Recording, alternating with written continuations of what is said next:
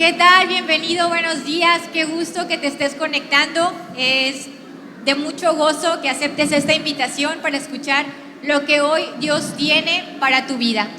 Sabemos y creemos que es una palabra poderosa porque es una palabra que viene de parte de Dios. Y mire, yo le quiero decir algo. Para rey nació David, para sabio nació Salomón, y para mí nació este predicador que hoy viene a compartirle la palabra de Dios. Dele un fuerte aplauso a Dios por...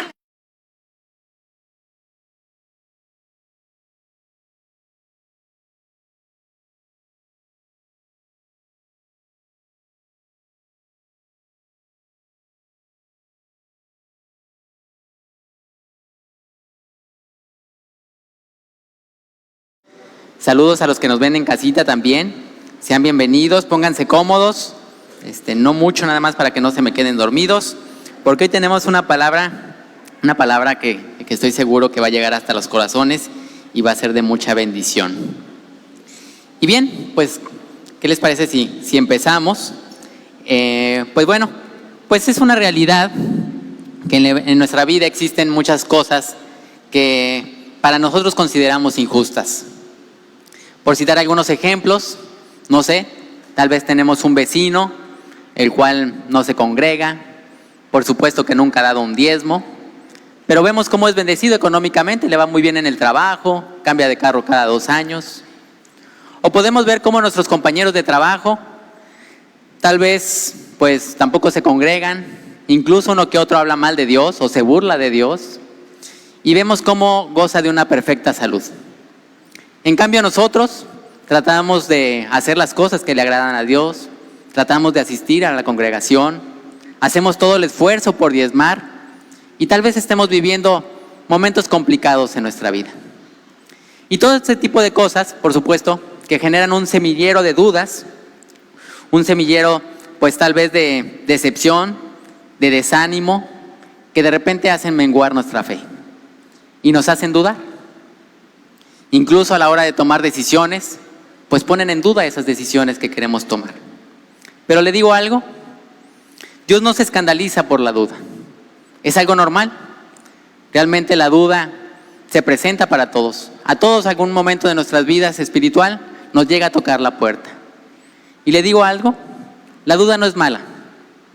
Lo malo es cuando cuando abrimos la puerta, la dejamos entrar y permitimos que se quede.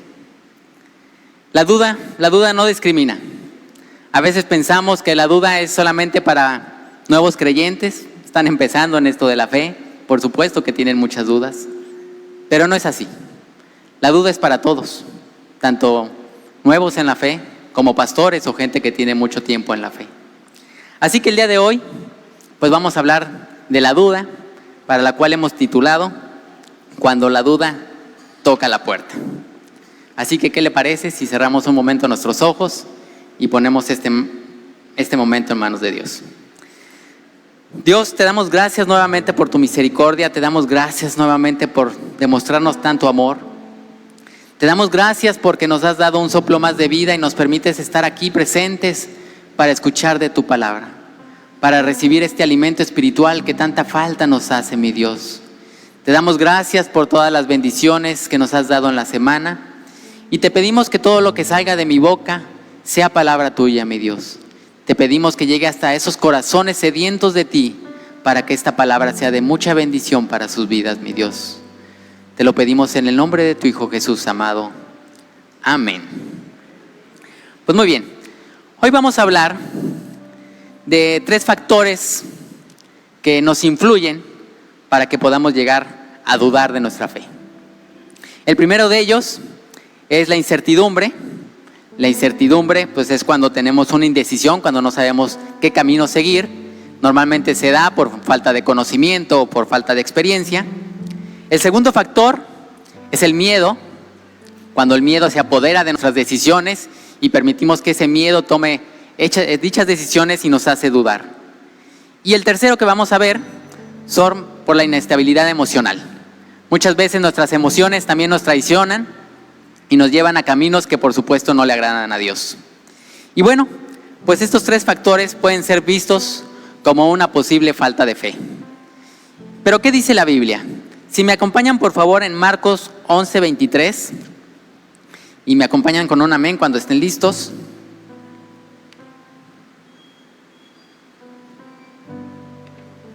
¿Estamos listos? Y dice así: en verdad os digo que cualquiera que diga a este monte, quítate y échate al mar, y no dude en su corazón, subraye por favor, no dude en su corazón, sino que crea, sucederá lo que dice, le será concedido. Y este versículo nos deja muy claro que cuando dudamos podemos ver frustrada nuestras bendiciones, podemos ver frustrada todas aquellas oraciones que hemos tenido por el hecho de haber dudado. Mire, la incertidumbre. La duda es una indeterminación entre dos decisiones o juicio, lo que nos lleva a un estado de incertidumbre. ¿Cuándo presentamos incertidumbre? Comúnmente, cuando no tenemos un conocimiento vasto o cuando no tenemos la experiencia. En una vida profesional, cuando salimos a laborar, previamente, pues tuvimos un estudio, ¿verdad? Pasamos primaria, secundaria, preparatoria, cursamos una carrera y después de ahí que acumulamos todo este conocimiento, pues sabemos a enfrentarnos a la vida. Es decir, a tomar experiencia, ¿verdad? Empezamos con los primeros trabajos donde realmente no nos ponen a tomar decisiones porque tenemos una inexperiencia, a lo mejor tenemos conocimiento, pero no lo hemos puesto en práctica. Y empezamos con esos trabajos donde empezamos a generar práctica de este conocimiento que adquirimos y con el paso del tiempo, tal vez muchos años, pues nos volvemos expertos. Así que cuando tenemos que tomar ciertas decisiones, pues ya traemos todo este conocimiento detrás que pocas veces pues nos hacen dudar, ¿verdad? Y bueno, pues la Biblia también nos da ejemplos, porque en la vida espiritual nos pasa exactamente lo mismo. Para poder tener menos duda acerca de las decisiones que tomamos, necesitamos este conocimiento. Y la Biblia nos habla de Gedeón. Todos se acuerdan del ejemplo de Gedeón. Para ponerlo un poquito en contexto, Gedeón pues era un agrícola, una persona pobre que se dedicaba a arar el trigo. Y bueno, en aquel tiempo el pueblo de Israel vivía bajo la opresión de los medianitas. Dios, por su desobediencia, había permitido que los medianitas tuvieran control de los israelitas. ¿Y quiénes eran los medianitas? Bueno, era una civilización nómada que se dedicaba a robar y a quitar ganado, a quitar todo lo que se habían cosechado. Y el pueblo de Israel estaba sufriendo pues por comida, estaba sufriendo una crisis económica, política, pero también religiosa. Tenían mucha influencia de muchos dioses, como Baal, que ya conocemos.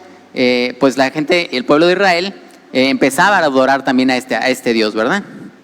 Y bien, pues de repente, un día Gedeón, tranquilamente, recibe un llamado. Y Dios le dice, pues que se enliste porque él va a ser el que va a liberar al pueblo de Israel.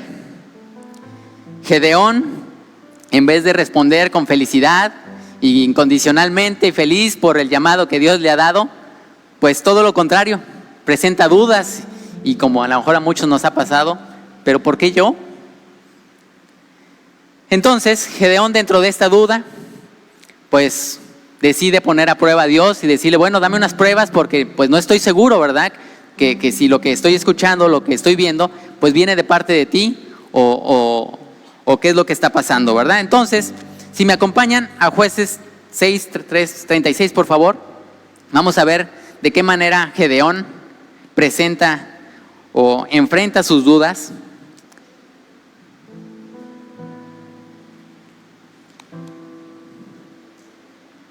Y dice así, en Jueces 6, por favor. Y Gedeón dijo a Dios, si has de salvar a Israel por mi mano, como has dicho, he aquí que yo pondré un vellón de lana en la era. Y si el rocío estuviera en el vellón solamente, quedando seca toda la tierra, entonces entenderé que salvarás a Israel por mi mano, como lo has dicho.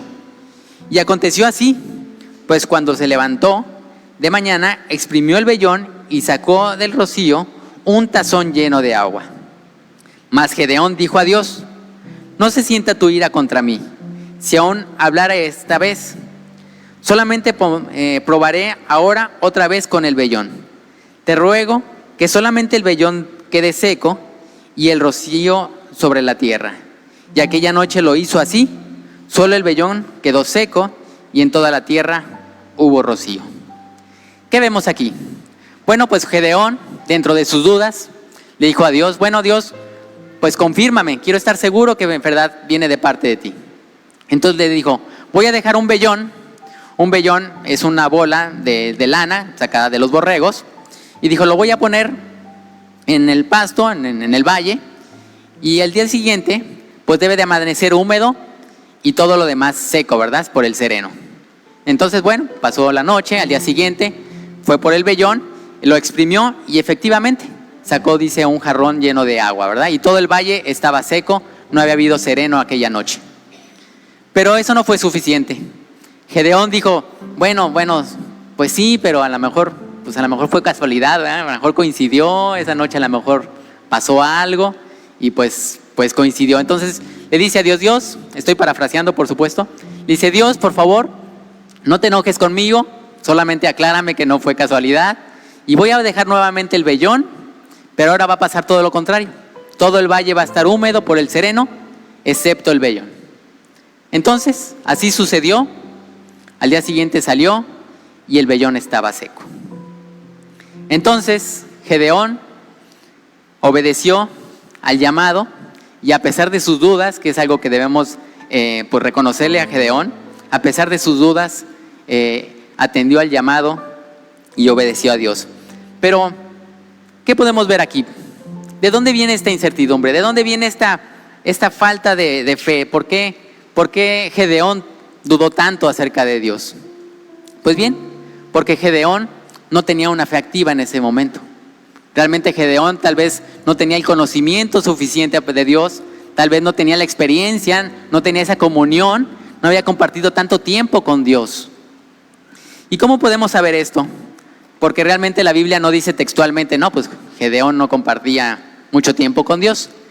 Pero veíamos en el contexto que llevaban ya 7 años bajo el poder de los medianitas, y en aquel tiempo la gente estaba en apostasía, los israelitas estaban en apostasía, le adoraban a otros dioses aparte de Jehová. Y no solo eso, incluso lo sabemos porque el papá de Gedeón tenía un altar para Baal, que posteriormente Gedeón destruyó, ¿verdad? Entonces es muy posible que Gedeón no tuviera esa relación con Dios, ese conocimiento de la palabra, como debería, y por eso pues llegó a dudar. Mire, cuando yo era joven, hace algunos años, no quiero decir cuántos, estudiaba yo en la universidad y había materias que se me facilitaban mucho.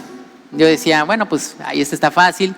Iba a tener yo un examen, el cual dije, bueno, pues este ya es casi de trámite.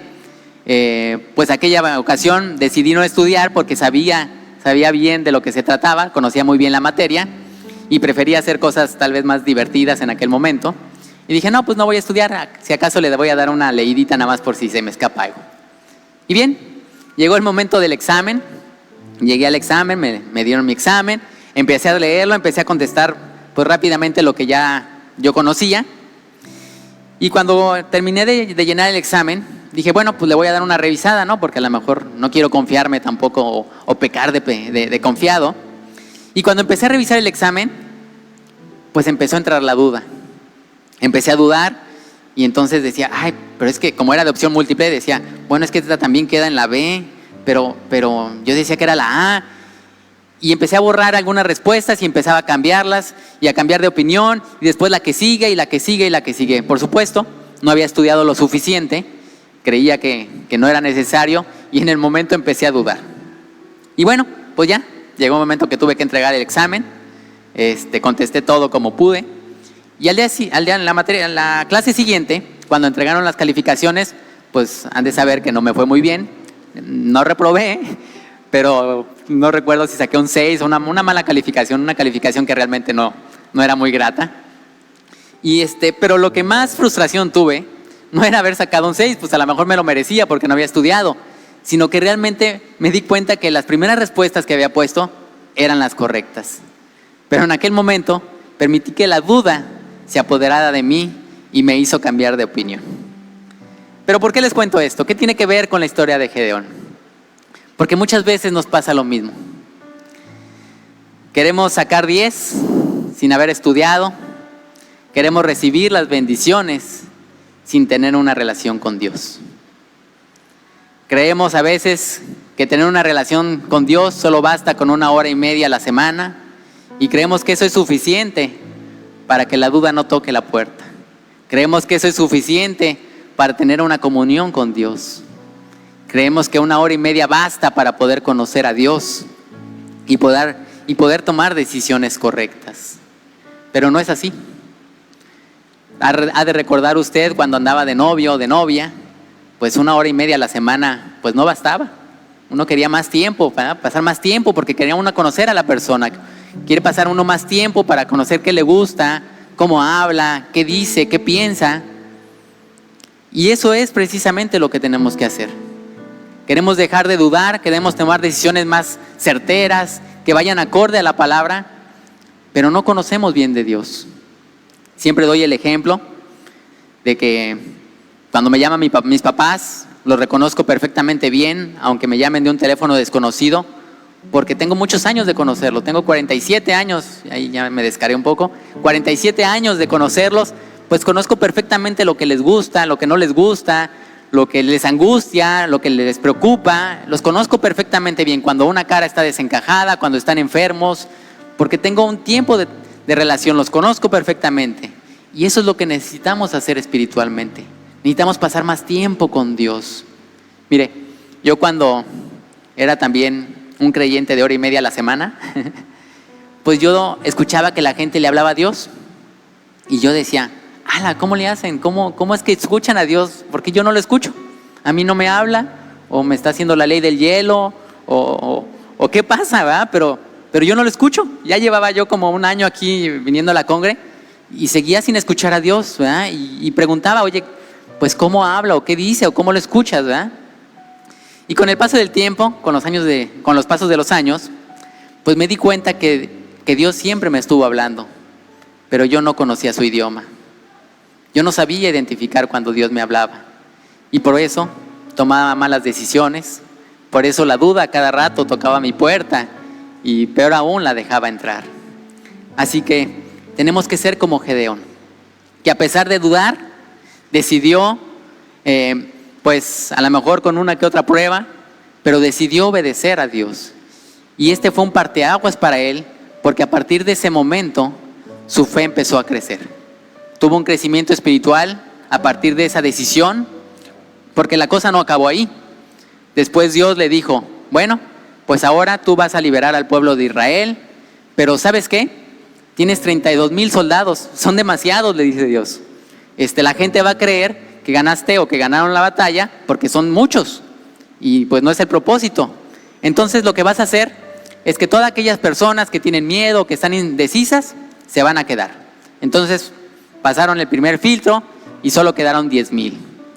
Y Dios le dijo, ¿sabes qué? Aún son muchos. Tienen que ser menos porque si no, pues el propósito no se va a cumplir. Entonces le dijo, bueno, todos aquellos que beban agua, pues también se van a quedar.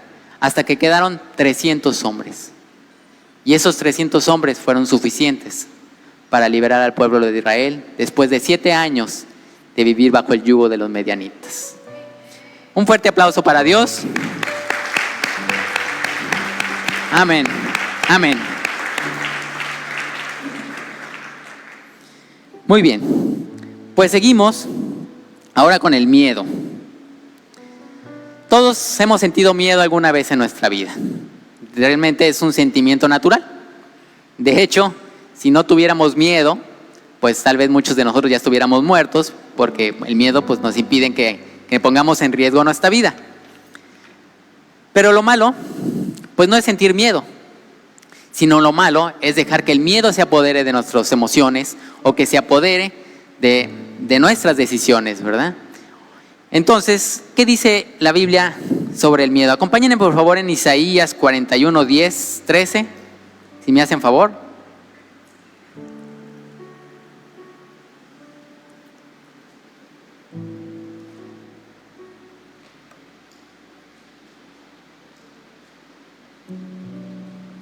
Si están listos, me ayudan con un amén. Muy bien.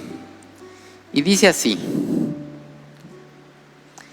Dice Isaías 41:10. No temas, porque yo estoy contigo. No desmayes, porque yo soy tu Dios. Porque yo soy tu Dios que te esfuerzo. Siempre te ayudaré, siempre te sustentaré con la diestra de mi justicia. He aquí que todos los que se enojan contra ti serán avergonzados y confundidos. Serán como nada y perecerán los que contienden contigo. Buscarás a los que tienen contienda contigo y no los hallarás. Serán como nada, como cosa que no es. Aquellos que te hacen la guerra, porque Jehová, soy tu Dios, quien te sostiene con tu mano derecha y te dice, no temas, yo te ayudo. Amén. Bueno, y Dios nos da el ejemplo que todos nos sabemos o que hemos escuchado, el de Pedro cuando camina sobre los mares. Platicando un poquito sobre el contexto, Dios acababa de hacer milagros. El último que acababa de hacer era alimentar a miles de personas con 2 peces y unos cuantos panes. Y Dios le dice a sus discípulos que se va a apartar un momento para estar en oración. Y les dicen que tome una barca para cruzar el mar de Galilea. Por supuesto, entonces en aquel momento se paran. Los discípulos toman la barca, cruzan hacia el mar de Galilea. Y dice la Biblia que entonces empezó una gran tormenta. Una tormenta muy feroz, con grandes olas. Y yo no sé si ustedes han tenido la oportunidad de estar en una embarcación, en un barco, cuando hay mal tiempo. Realmente ves la inmensidad del mar, ves realmente el poder del mar, ves unas olas impresionantes. Realmente, si te empieza a apoderar el miedo, pues sientes que vas a morir. Realmente da mucho miedo, ¿verdad?, estar en una situación así. Y precisamente esto es lo que estaban viviendo los discípulos. Estaban pasando por un momento de angustia, de temor, no sabían si iban a poder soportar esa tormenta. Y dice la Biblia que entonces se aparece algo en medio del mar, caminando. Por supuesto que es algo, no es natural, ¿verdad? Y los discípulos se espantan, de hecho hasta piensan que es un fantasma, porque pues no es algo común ver caminar a alguien sobre el mar. Y entonces Dios les dice, te den ánimo, yo soy, no temas, les dice. Entonces en ese momento conocemos a Pedro, siempre su entusiasmo, siempre tan impulsivo. Le dice a Dios, Señor, si eres tú, manda que yo vaya a ti sobre las aguas.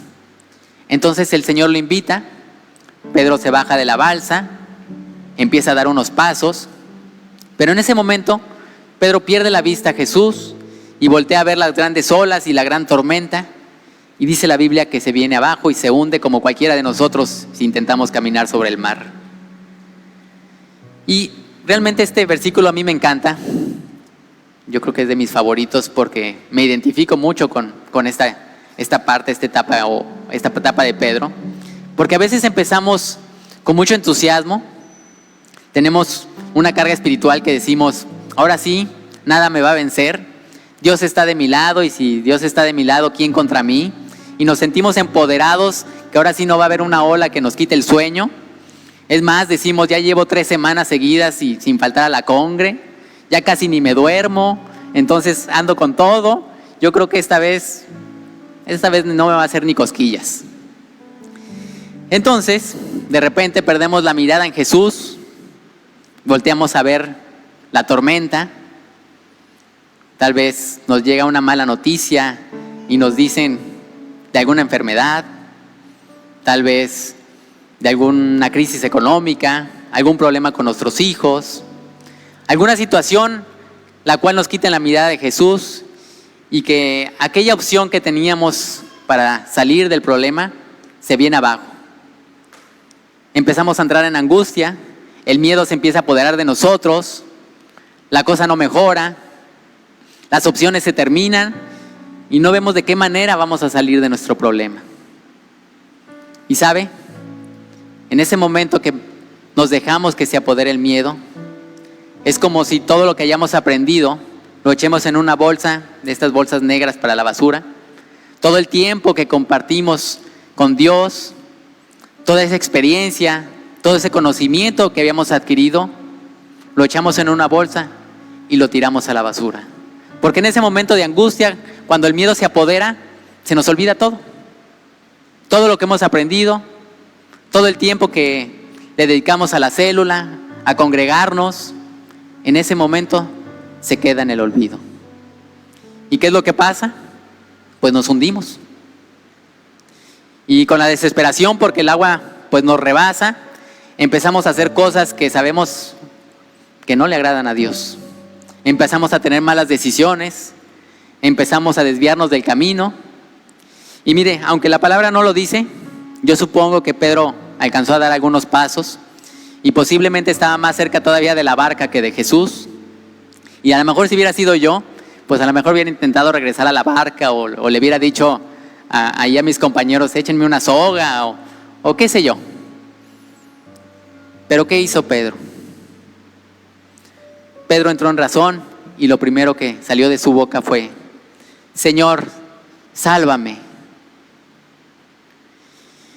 Y Jesús extendió al instante su mano para sujetar a Pedro. Hombre de poca fe, le dijo Jesús, ¿por qué dudaste? Y eso es lo que nos pasa muchas veces. A veces podemos empezar con todo el empoderamiento, con todo el conocimiento y la experiencia, pero a la mitad de la lucha, a la mitad del desierto, perdemos la mirada en Jesús y nos vamos hasta el fondo. Pero como le dije, lo malo no es dejar que la duda entre posiblemente a nuestra casa. El problema es permitir que se quede adentro. Pero así como Pedro recapacitó y pidió ayuda a Jesús, así tenemos que hacer nosotros. Tal vez en algún momento la duda, por miedo, por desconocimiento, puede entrar a nuestra casa, pero no permitamos que se quede ahí. Pidamos la ayuda a Jesús, tengamos esa humildad para reconocer que la duda o el miedo se están apoderando de nuestras decisiones. Y mire, muchas veces también esta falta de fe o este miedo, esta inseguridad puede venir también por una baja autoestima. Porque muchas veces se nos olvida de quién somos hijos. Muchas veces se nos olvida quién es nuestro creador. Dios nos hizo con un soplo de vida. Ninguna otra cosa en la creación fue hecha con un soplo de vida como hemos sido hechos nosotros. Y dice la Biblia que no solo eso, sino que estamos hechos a obra y semejanza de Dios. Es decir, nosotros somos perfectos y a veces dudamos de que Dios nos haya hecho perfectos. Y mire, existe una historia muy bonita que se la voy a contar, de un joven que pues le hacían bullying, que todo el mundo le decía, no sirves para nada, eres un bueno para nada, quítate porque no sirves, no, mejor tú deja ahí porque lo vas a echar a perder. Y vivió toda su vida con estos pensamientos porque toda la gente pues le decía que él pues realmente era un tonto, ¿no? Entonces, preocupado y harto por esta situación, el joven va con un sabio y le pregunta, oiga, es que pues ya estoy cansado de que me digan que soy un tonto, ya estoy cansado de que la gente me discrimine, pues vengo por un consejo, ¿qué puedo hacer? Bueno, el sabio le dice, discúlpame hijo, pero ahorita estoy bien ocupado, tengo un problema que atender y mientras no solucione mi problema, pues no voy a poder atender el tuyo. Entonces, pues el joven se entristece y lo voltea a ver el sabio y le dice, bueno, ¿qué te parece? Ayúdame a resolver mi problema y así yo me desocupo y pues va a haber tiempo para atender el tuyo. Entonces, bueno, el joven un poquito más motivado le dice, sí, está bien. Entonces le dice, el sabio se quita un anillo de oro y le dice, mira, toma este anillo de oro, agarra uno de mis caballos y ve hasta la ciudad, al mercado y vende este anillo. Pero te voy a pedir un favor, no recibas menos de una moneda de oro. Ok, así lo hizo, el joven agarró un caballo, se fue rápidamente al mercado y empezó a ofrecer el anillo. La gente, pues uno que otro se interesaba, pero ya cuando escuchaban cuánto era lo mínimo que pedía el joven, pues se desilusionaban y pues ya, decían, no, pues para otro momento, ahorita no, muchas gracias. Una persona escuchó que el joven estaba batallando para vender el anillo y le dijo al joven, es que estás pidiendo mucho por ese anillo. Si acaso, mira, por ayudarte, porque veo que estás muy angustiado, te puedo ofrecer una moneda de plata y a lo mejor unos cacharros que tengo por ahí. El joven recordó que el sabio le había dicho que no podía aceptar menos de una moneda de oro, entonces tuvo que rechazar la oferta. Bien, pasado todo el día, sin tener éxito y no poder haber vendido ese anillo, tuvo que regresar con el anciano, muy apenado y triste porque pues ya no iba a poder solucionar tampoco su asunto. Y le dice al sabio, ¿sabe qué? Pues es que no pude vender el anillo. La verdad es que la gente no quiso dar más de una moneda de oro. Tal vez estamos equivocados con el precio. Tal vez a lo mejor no vale lo que esperamos, ¿verdad? Y el sabio le dijo, acabas de decir algo muy cierto. Tal vez primero necesitamos pues evaluar el anillo para saber cuál es su verdadero valor. Entonces le dice, mira, toma nuevamente el caballo, ve con el joyero y le dices que te evalúe el anillo, que lo quiero vender, pero te voy a pedir un favor. Cualquier que sea la cantidad que te ofrezca el joyero, no aceptes, tú regrésame el anillo. Ok, pues el joven nuevamente tomó el anillo, lo llevó con el joyero y lo llevó, y mientras lo revisaba le dijo, ok, se puso ese anteojos para verlo, hizo todas las pruebas que tenía que hacerle al oro y le dijo, ¿qué es lo que quieres hacer? No, pues lo queremos vender. Entonces le dice, bueno, pues dile al sabio que pues si lo quiere vender a manera de urgencia, únicamente le puedo dar 58 monedas de oro. Entonces pues le brillaron los ojos al joven, ¿verdad? Y dice, yo sé que este anillo vale más, de hecho con calma tal vez lo puede vender en unas 70 monedas de oro, pero si le urge, dile que le puedo ofrecer 58 monedas de oro. Entonces, emocionado, el joven regresa a platicarle al sabio y le dice lo que realmente cuesta el anillo. Y le dice, siéntate. Dice, precisamente esa es la lección que tú debes de aprender. Tú buscas que gente que ni siquiera te conoce te valore, que te ponga el valor, algo que ni siquiera saben de ti. En cambio, una persona que realmente conoce tu valor es el que realmente te puede decir lo que realmente vales. Dios es el único que sabe de qué estamos hechos. Es el único que sabe cómo está nuestro corazón. No permitas que nadie más te diga que no puedes hacerlo. No permitas que nadie más te diga lo que vales o no vales. Únicamente es Dios, porque Él fue el que te creó y Él sabe de lo que eres capaz. Fuerte aplauso para Dios. Fuerte, fuerte, fuerte.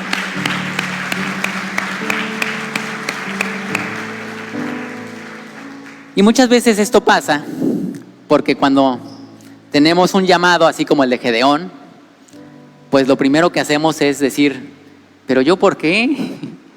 Pero si toda la gente me dice que pues yo no hago nada bien, todos me dicen que yo ni sé nada, pues me da mucho miedo enfrentarme a este llamado, ¿verdad?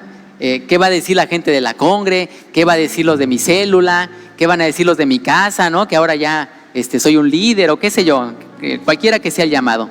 Y lo primero que hacemos es dudar del llamado de Dios. Pero si estamos recibiendo ese llamado, no es porque haya sido el pastor el que lo esté llamando, ni porque sea muy amigo, ni porque le caiga bien. Es porque Dios conoce su corazón. Dios sabe de lo que es usted capaz y es Dios el que le está haciendo el llamado.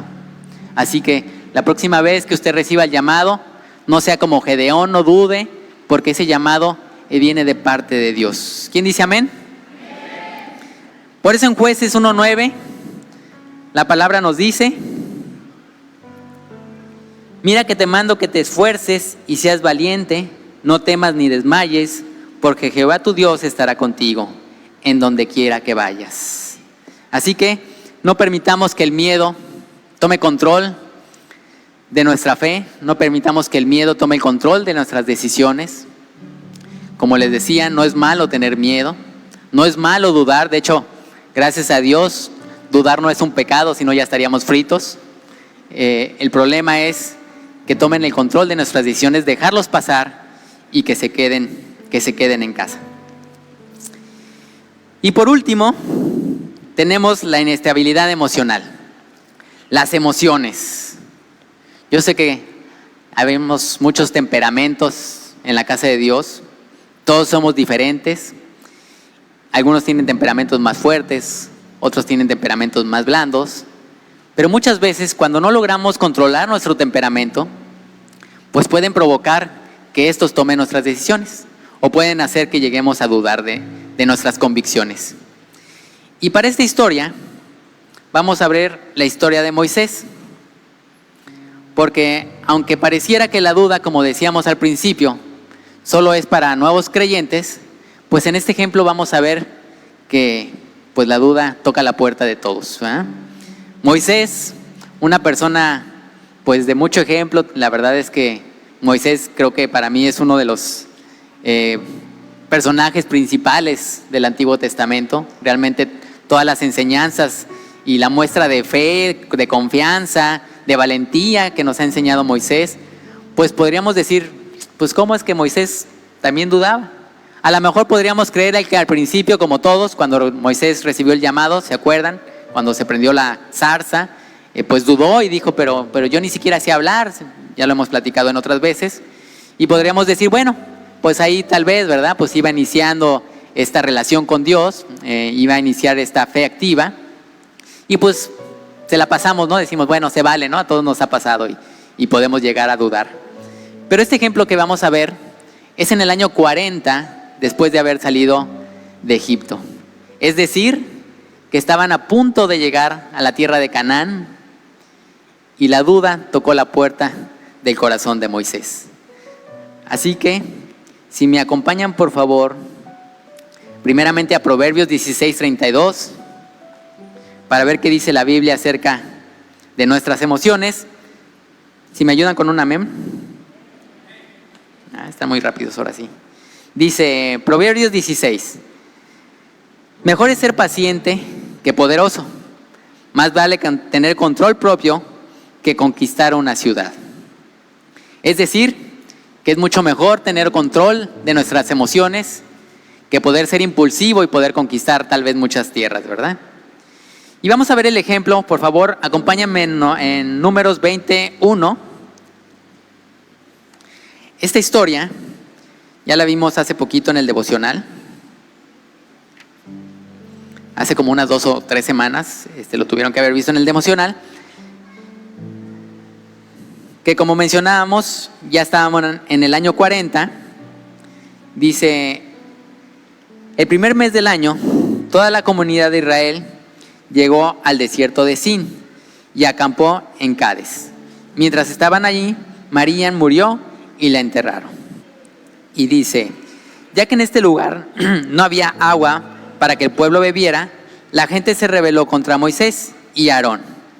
El pueblo culpó a Moisés y dijo, si tan solo hubiera muerto con nuestros hermanos delante del Señor, ¿por qué trajiste a la congregación del pueblo del Señor a este desierto para morir, junto con nuestros animales? ¿Por qué nos obligaste a salir de Egipto y nos trajiste a este lugar terrible? Esta tierra no tiene grano, ni higos, ni uvas, ni granadas, ni agua para beber. Entonces Moisés y Aarón se apartaron del pueblo y fueron a la entrada del tabernáculo, donde cayeron rostro en tierra. Allí la presencia gloriosa del Señor se les apareció.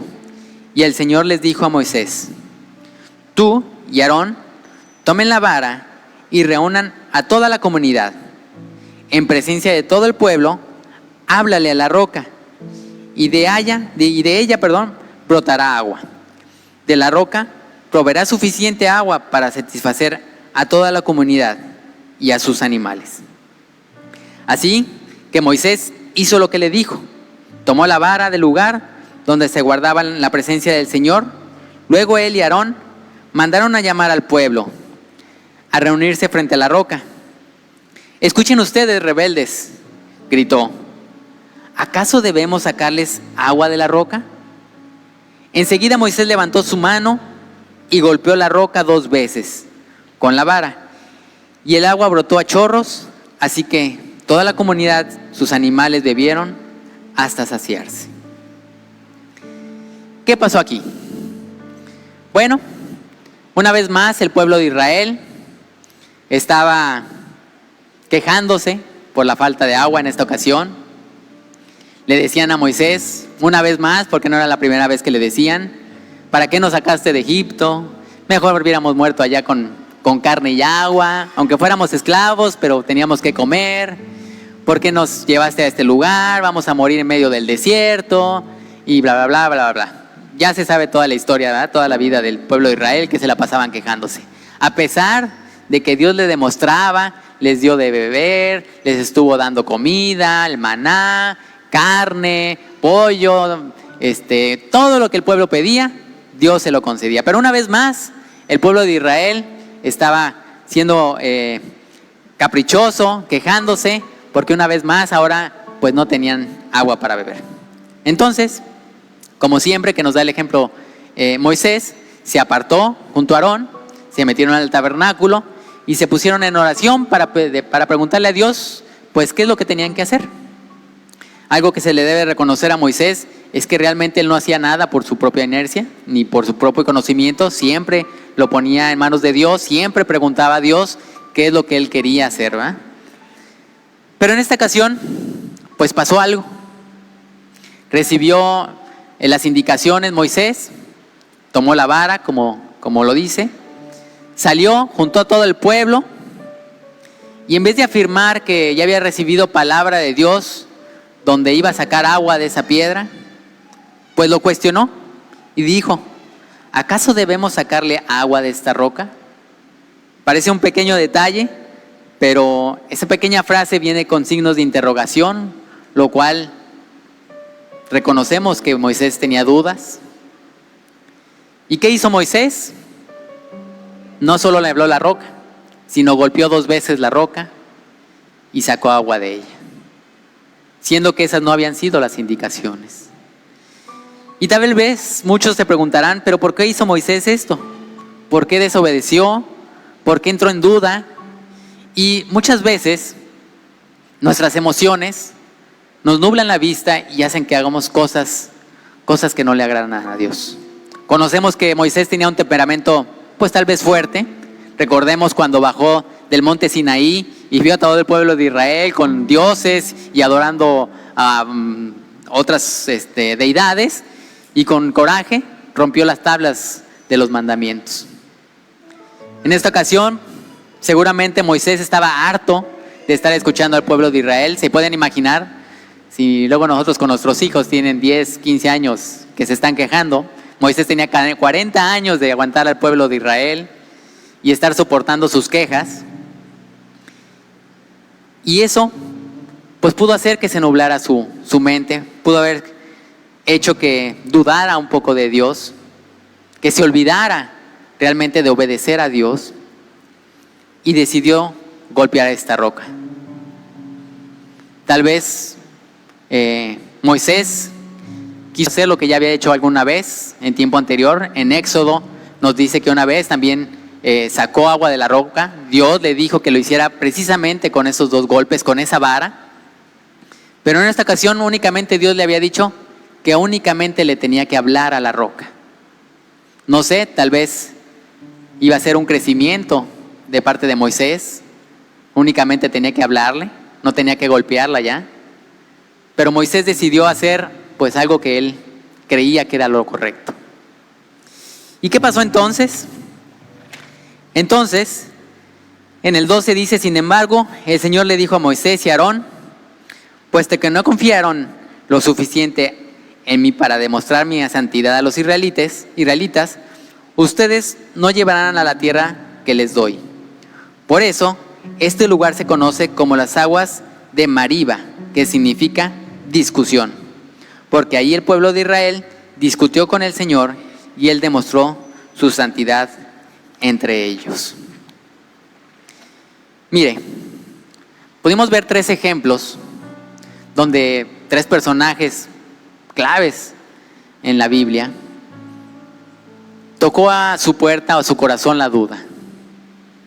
Los 2 primeros ejemplos, a pesar de haber dudado, decidieron obedecer.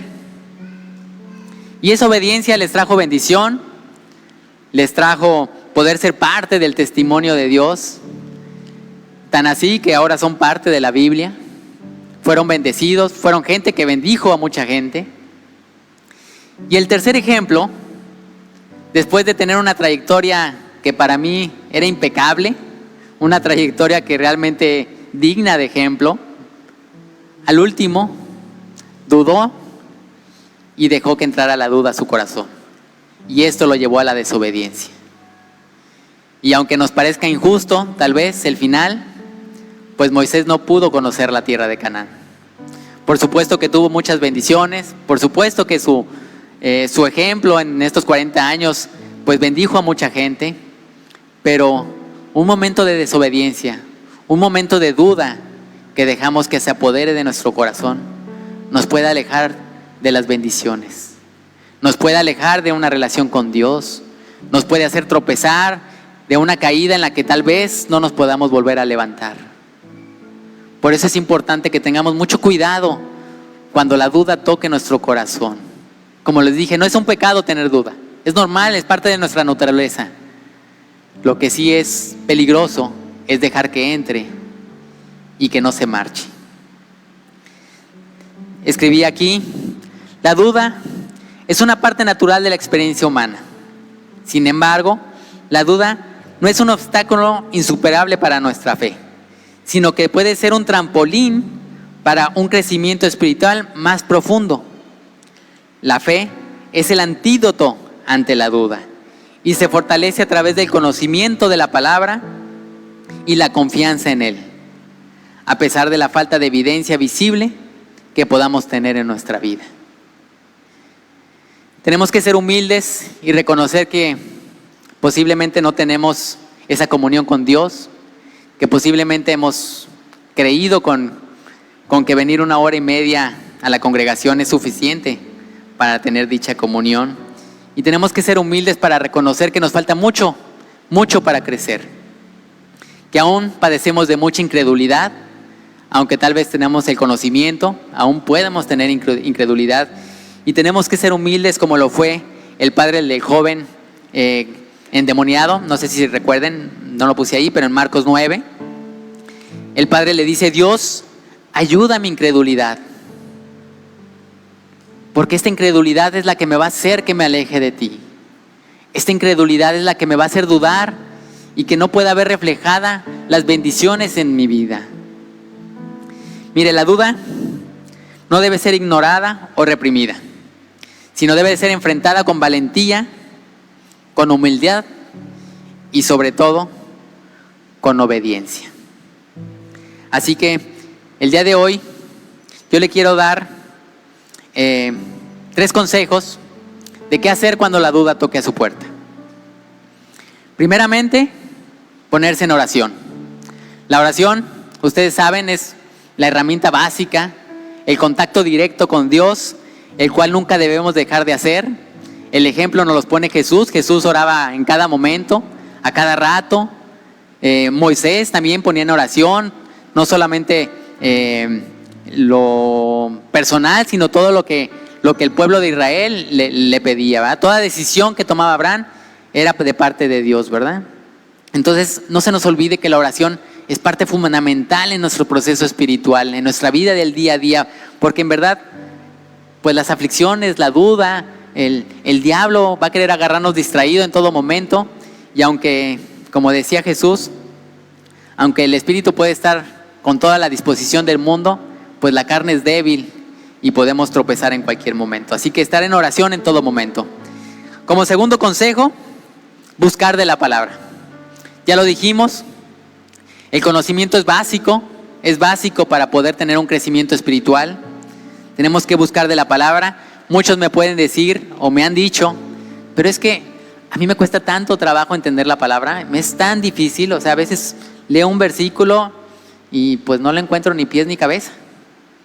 Pero aquí en la congregación hay clases para nuevos creyentes, tenemos clase de Biblia, tenemos célula, tenemos escuela de líderes, y este conocimiento pues va a hacer que nos fortalezcamos más en la fe.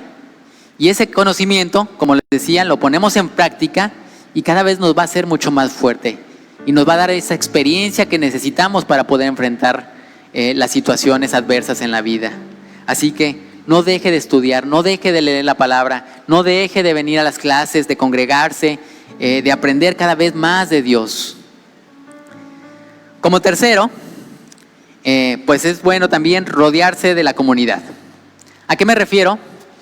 Cuando nos rodeamos de gente cristiana, gente que tiene el mismo pensar, la misma fe que nosotros, la misma convicción que nosotros, pues nos pueden ayudar. Cuando tenemos una duda, pues hay gente que pues tiene una vida espiritual o un desarrollo espiritual mucho más estable, a lo mejor ya tiene más años practicando, y por supuesto que nos pueden dar buenos consejos, nos pueden dar palabra, ¿verdad? Palabra que nos ayude, o incluso podemos recibir muchos testimonios de parte de ellos. Les aseguro que tal vez lo que usted está viviendo ahorita, muchos de nosotros tal vez ya lo vivimos. Y es muy bueno saber de qué manera lo enfrentamos y sobre todo de qué manera vimos la mano de Dios actuar en cada uno de nosotros. Por eso es muy bueno que nos relacionemos entre nosotros, que creamos amistades entre nosotros, porque vamos a seguir recibiendo palabra de parte de Dios, de parte de nuestros hermanos. Y por último y no por eso el menos importante, pues recordar todo lo que Dios ha hecho por nosotros. Mire, el primer paso para abrirle la puerta a la duda es el olvido. Porque lo primero que hacemos es olvidar todas las bendiciones, todas las maravillas y todos los milagros que Dios ha hecho en nuestra vida. Cuando abrimos a la duda y dejamos que el miedo se apodere de nosotros y permitimos que nuestra fe mengüe, pareciera mentira, pero se nos olvida todo lo que Dios ha hecho por nosotros. Estoy seguro que todos tenemos un testimonio de más de un milagro que Dios ha hecho en su vida. Y aún así, cuando llega el momento de la crisis, cuando llega el desierto, pareciera que se nos olvida y esto nos hace dudar de que Dios lo podrá volver a hacer. Así que yo le digo que no se olvide de todas las bendiciones y todos los milagros que ha hecho Dios, no solo en su vida, sino a su alrededor. Porque le aseguro que no será el último milagro que Dios hará. Un fuerte aplauso para Dios.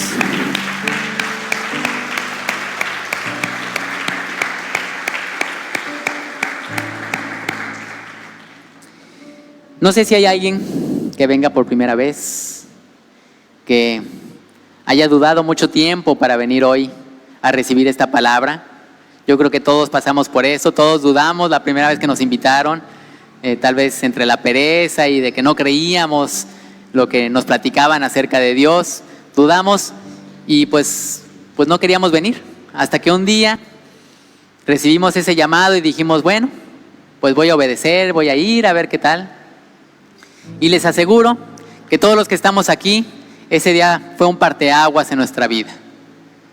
Ese día que decidimos obedecer y seguir a Jesús, fue la inflexión de esa curva en la que nuestra vida empezó a cambiar. Pero si no hay nadie que haya venido por primera vez, hoy sí, todos somos de casa.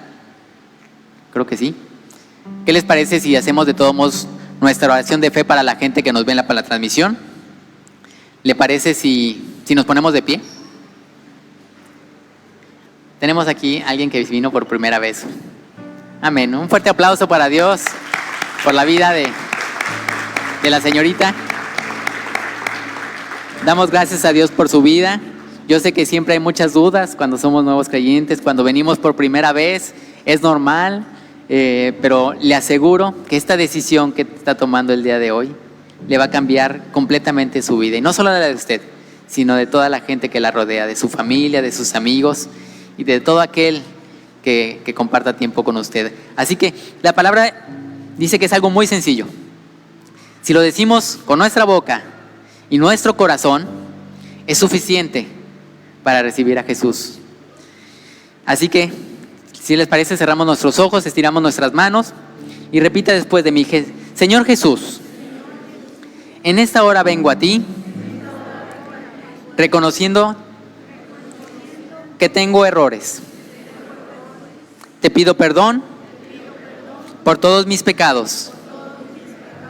Me arrepiento de ellos. En el nombre de Jesús. Señor Jesús, Hoy te reconozco como mi Señor y Salvador. Y sé que tú diste tu vida por mí. Y que el Dios Padre te levantó entre los muertos. Y que al tercer día ascendiste del cielo. Y que vives y reinas por los siglos de los siglos. Amén. Fuerte aplauso.